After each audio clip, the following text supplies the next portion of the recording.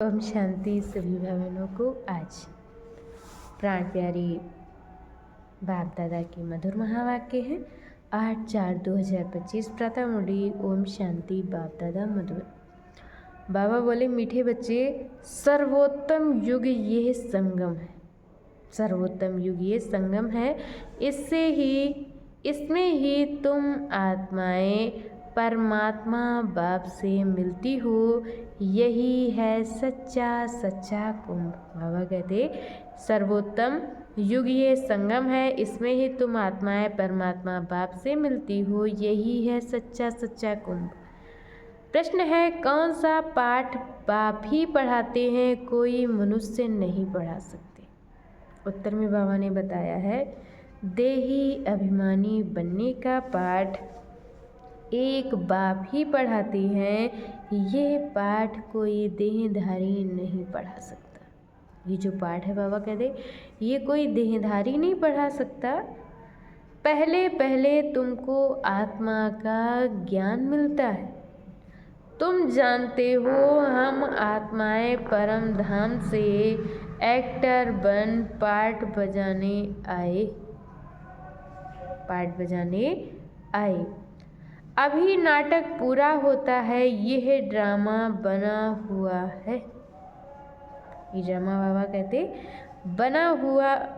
बनाया है। इसी कोई ने बनाया नहीं, इसलिए इसका आदि और अंत भी नहीं है। इसीलिए बाबा कहते कि इसका आदि और अंत नहीं है। और आज की मुरली में गीत है, जाग सजनिया जाग, नवयुग आया रे। ओम शांति। बच्चों ने ये गीत तो अनेक बार सुना होगा। बाबा कहते, बच्चों ने यह गीत तो अनेक बार सुना होगा।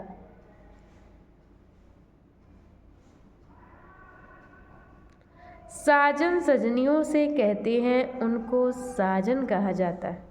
उनको साजन कहा जाता है जब शरीर में नहीं आते हैं। नहीं तो वह बाप है और तुम बच्चे हो। वह बाप है और तुम बच्चे हो। तुम सब भक्तियाँ हो, भगवान को याद करती हो।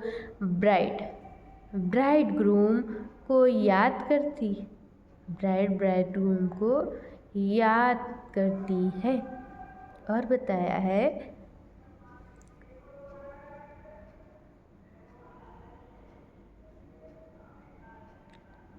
सबका मासूक है ब्राइड ग्रूम। वह बैठ बच्चों को समझाते हैं कि अब जागो। नया युग आता है। नया अर्थात नई पुरानी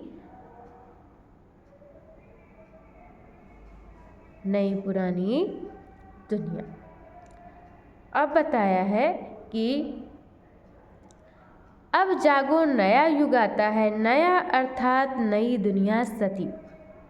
पुरानी दुनिया है कलयुग। अब बाप आए हुए हैं तुमको स्वर्गवासी बनाते हैं। अब बाप स्वयं आए हुए हैं और हमको स्वर्गवासी बनाते हैं।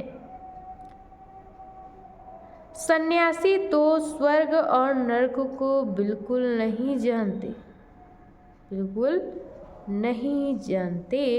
जैसे और धर्म है, वैसे सन्यासियों का भी एक और धर्म है। वैसे ही बाबा कहते कि सन्यासियों का भी एक धर्म और है।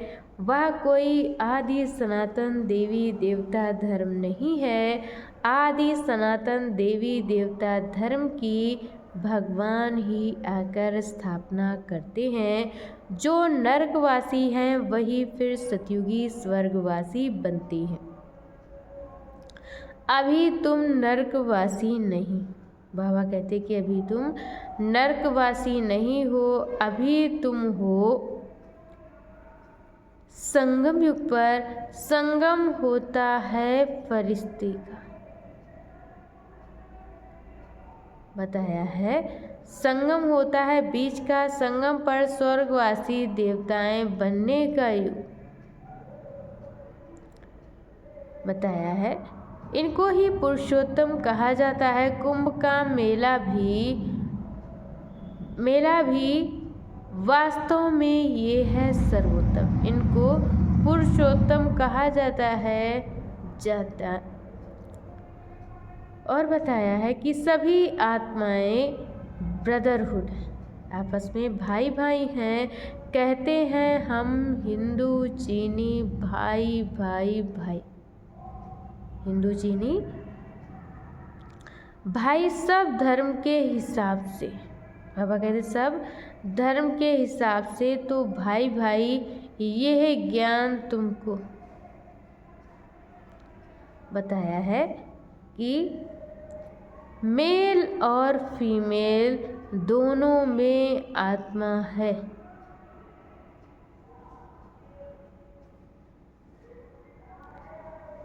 मेल व फीमेल दोनों में आत्मा है।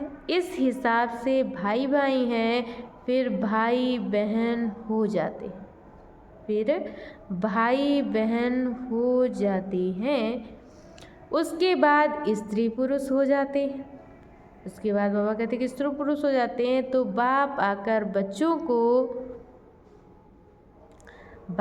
के बच्चों को समझाते हैं। गाया हुआ भी जाता है, आत्माएं परमात्मा अलग रहे बहुकाल।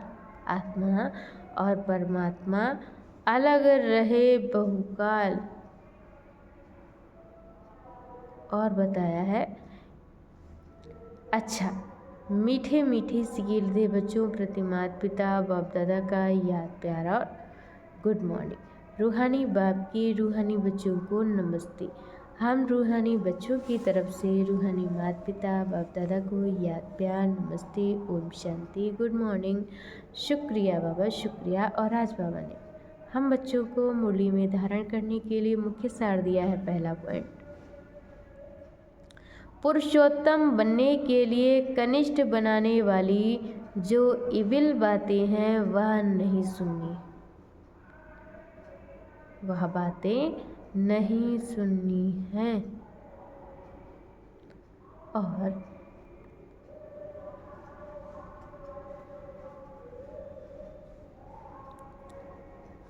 एक बाप से ही अव्यभिचारी ज्ञान सुनना है। और दूसरे पॉइंट में बताया है कि नष्टो मोहा बनने के लिए देही अभिमानी बनने का पूरा पुरुषार्थ करना है।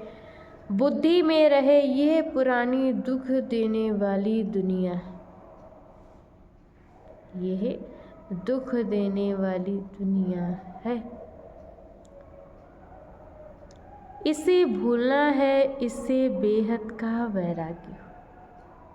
बाबा कहते हैं इसे भूलना है, इससे बेहद का वैराग्य हो। और आज बाबा ने हम बच्चों को वरदान दिया है, संगम युग की सर्व प्राप्तियों को स्मृति में रख चढ़ती कला का अनुभव करने वाले। बाबा कहते संगम युग पर सर्व प्राप्तियों को स्मृति में रख चढ़ती कला का अनुभव करने वाले श्रेष्ठ प्रारब्धी भव। परमात्म मिलन व परमात्म ज्ञान की विशेषता है आत्म अभिमानी प्राप्तियां होना। ऐसे नहीं कि संगम युग पुरुषार्थी जीवन है। बाबा कहते हैं ऐसा नहीं कि संगम युग कोई पुरुषार्थी जीवन है और सतयुगी प्रारब्धी जीवन है। संगम युग की विशेषता है एक कदम उठाओ तो फिर पुरुषार्थी नहीं लेकिन श्रेष्ठ प्रारब्धी, पुरुषार्थी नहीं है लेकिन श्रेष्ठ प्रारब्धी हैं। इस स्वरूप को सदा सामने रखो। बाबा कहते हैं इस स्वरूप को सदा सामने रखो, प्रारब्ध को देखते ही। बाबा कहते कि प्रारब्ध को देखकर सहज ही चढ़ती कला का अनुभव करेंगे। पाना था सो पा लिया, पाना था सो पा लिया, ये गीत गाओ तो। बाबा कहते पाना था सो पा लिया, ये गीत गाओ तो।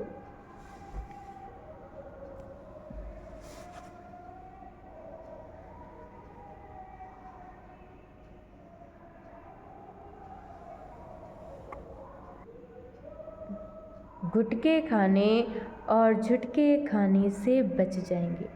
और आज की मुरली का स्लोगन है, ब्राह्मणों का श्वास हिम्मत है, जिससे कठिन से कठिन कार्य भी आसान हो जाता है। अच्छा, ओम शांति।